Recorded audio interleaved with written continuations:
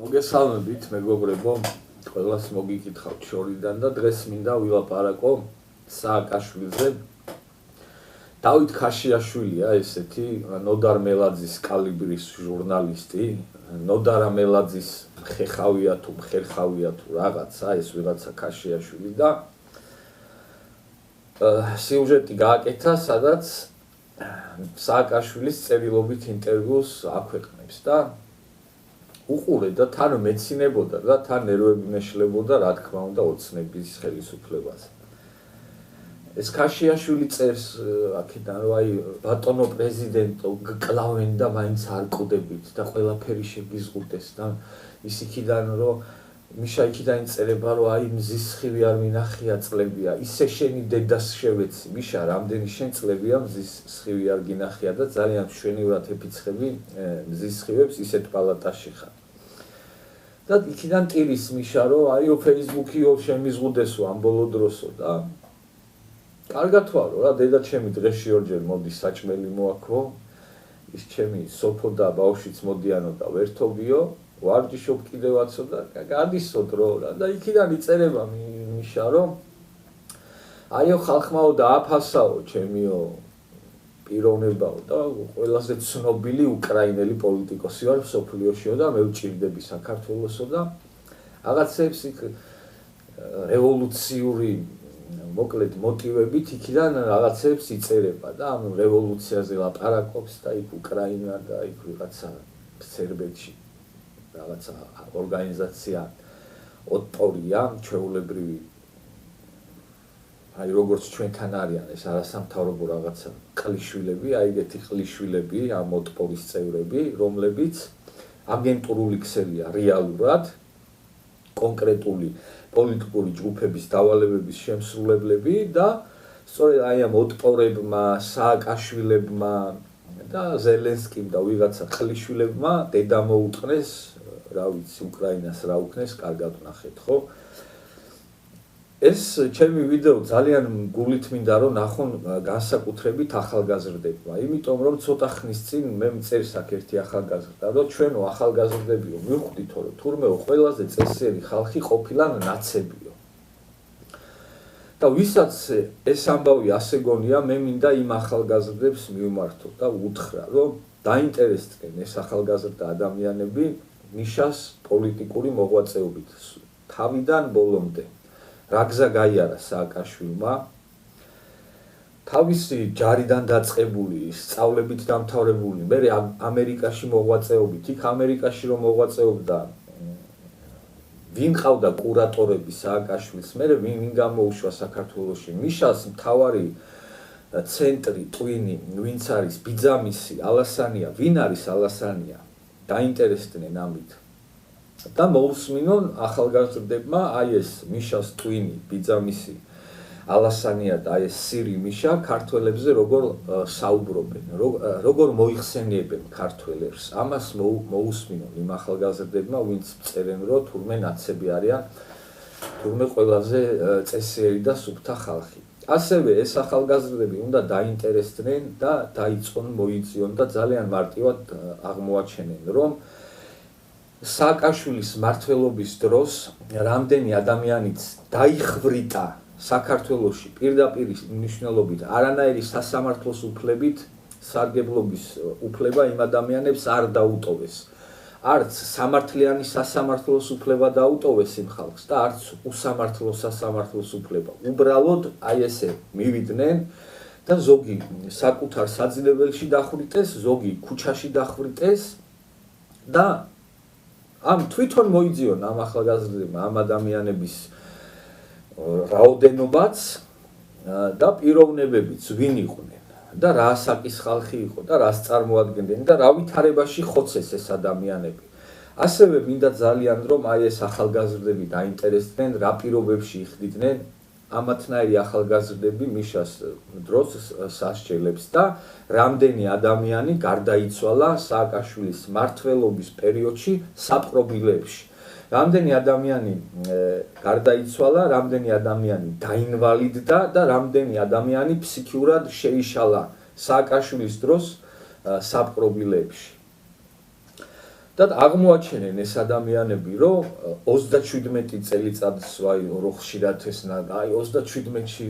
გაგვწყვიტეს და რო აი ყმადაღებული 37 აღმოაჩენენ მათ და გასაოცრად აი ეს ახალგაზრდები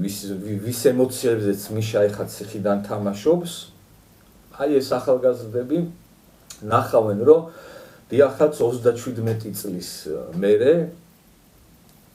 იმდენი ადამიანი სააკაშვილის მმართველობის დროს დახვრიტეს, მოკლეს, გააგიჟეს, დაინვალიდეს საქართველოში არც შევარდნაძის მმართველობის დროს არ დაუხრეტიათ და არც აი კომუნისტების ბოლო პერიოდში და უფრო ადრეც არ დახვრეტილა. ამას ვიძახი სრული პასუხის მგებლობით.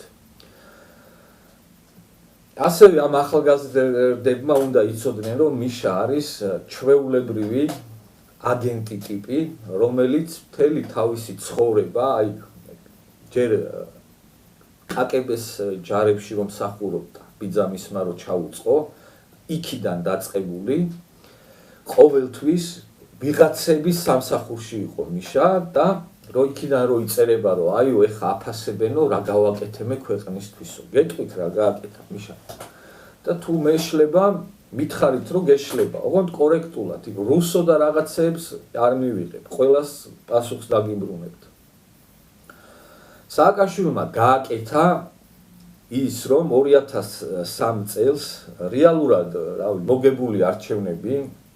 მაინც ისე გადაათამაშეს, რომ ოპოზიციას რეალურად მოგებული ქონდა ის არჩევნები, მაგრამ მაინც თავიდან ბოლომდე ძალაუფლება მიშას აიღო ხელში რევოლუცია გამოგვაშტერეს ქართველიერი პირდაპირ თქვა სწორედ აი ამ არასამთავრობო ორგანიზაციების საშუალებით და მაშინ ერთ-ერთი მთავარი და პირველი არასამთავრობო ორგანიზაცია იყო კმარა ხო და აი ამ კმარას ხელით მოგვიწყეს აქ რევოლუცია თუ გადატრიალება თუ როგორც ქვია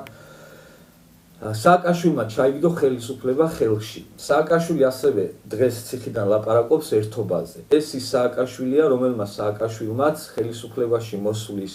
დღიდან ყველა ჩამოიშორა ვისთან ერთადაც ხელისუფლებაში მოვიდა. ზოგი მოკლა, ზოგი დაიჭირა, ზოგი გააქცია, ზოგი ცემაში მოკლა. მიშა, სადაც არის იქ უნდა ძალიან კარგად გახსოვდეს, რომ იქ არანაირი ერთობა არასოდეს არ იქნება, სადაც არის სააკაშვილი და ეს არა მხოლოდ საქართველოს მაგალითზე დასტურდება, არამედ იგივე მოხდა უკრაინაშიც და იქაც სწორედ იმ მიზნით გაუშვეს სააკაშვილი, რომ ის უნდა ეკეთებინა, რაც აკეთა. მაგრამ სანამ უკრაინაში მივალთ, აი მას შემდეგ რაც სრული ძალაუფლება ხელში აიღო სააკაშვილმა, დღეს რო იწერება, რომ რუსული ბიზნესი უნდა გავყაროთ საქართველოდანო, სწორედ მიშა იყო, რომელმაც რუსებს მიყიდა ყველა თითქმის 80% სტრატეგიული ობიექტების. რუს ტურისტებს აი აქ საზღვარზე ხვდებოდა, ეხლა რო იწერება, რომ გზა უნდა გადაუკეტოთო რუსებსო და არ უნდა გავატაროთ თვირთები, აი ამ მაგ გზაზე იდგა სირივით და დაბრალპაჟალავაც და მოგძანდით და ეპატიჟებოდა. ხოლო აი იქ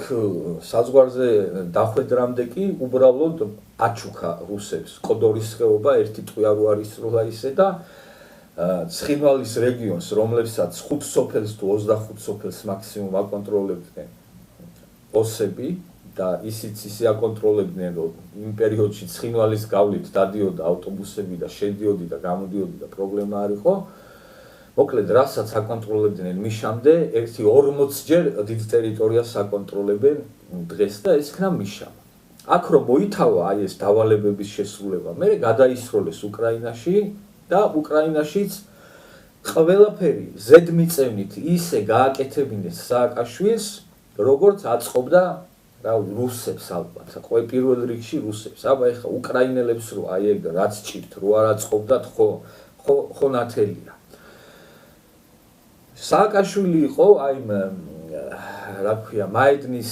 რევოლუციის ერთ-ერთი მთავარი ფიგურანტი თავისი აი ამ ნაცი ნაბოზრებით, რომლებიც იქიდან გვემუქრებიან, რომ ტანკებით გადაგვივლიან და გავწყვიტავენ და აი მაგათ უნდა უთხრათ, რომ ერთი ადგილი არ შეგვიჭამოთ, თქვენ პროჭებო და დიახ დაამხეს უკრაინაში სააკაშვილებმა და სააკაშვილისნაირმა აგენტებმა ეროვნული ხელისუფლება ძალიან კარგად იცოდა იანუკოვიჩმა რაც მოხდებოდა და სწორედ იმიტომ იყო რომ რაღაცეებზე ევროპელებს უარსეუბნებოდა და როგორც დღეს ჩვენ გულანძღავენ ევროპელები ზუსტად ესე დაუწყეს ლანძღვა იქა და უკრაინელებს თითს უქნევდნენ თუ არ დაამხობთ ამ ხელისუფლებას არ გეღირსებათ ევროპაო დაამხობინეს ხელისუფლება და იმის მერე უკრაინას რაც ჭირს 14 წელი გავიდა იმის მერე და უკრაინაში ომი არ გაჩერებულა მიიღეს მილიონობით დახოცილი ადამიანი კიდევ უფრო ბევრი მილიონობით ინვალიდები და ერთი 5 საქართველოს ხელა ტერიტორია მინიმუმ დაკარგეს სამუდამოდ ისე რომ ვერასდროს ვეღარ დაიბრუნებენ ხო და აი ეს სააკაშვილია დღეს რომ იქიდან იწერება რომ თურმე რა მაგარი კაცი ვარო და გამოკითხვებშიო პირველი ვარო და რაღაცები და რატო იწერება ამას? ამას იწერება იმიტომ რომ ძალიან კარგად იცის რომ ჩვენ უმრავლესობამ კარგად ვიცით რა ყლეც არის, მაგრამ სწორედ იმ ბავშვებზე აქვს გათვლა, აი რომელი ბავშვებიც მე მწერენ რომ თურმე ნაცები არიან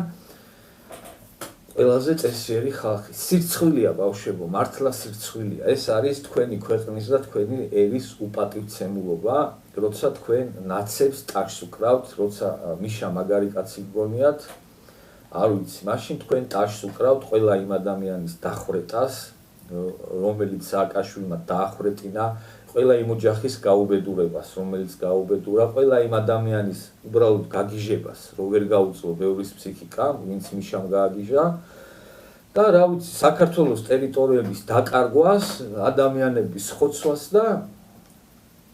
რა ვიცი, ამ ქვეყნის მგრევას უკრავთ ტაშს და რა ვიცი, ეს თუ გგონიათ პატრიოტობა, ნამდვილად არ არის ეს პატრიოტობა. აი ესეთი წესიერი კაცია სააკაშვილი და ეგეთი წესიერი პარტია ნაციონალური მოძრაობა. ეს არის რის თქმაც მინდოდა და შევეცადე რაც შეიძლება მოკლედ ამეხსნა ეს ამბავი, თორე რომ მქონდეს საშუალება ძალიან ბევრი შემიძლია ვილაპარაკო არგუმენტებით და ფაქტებით.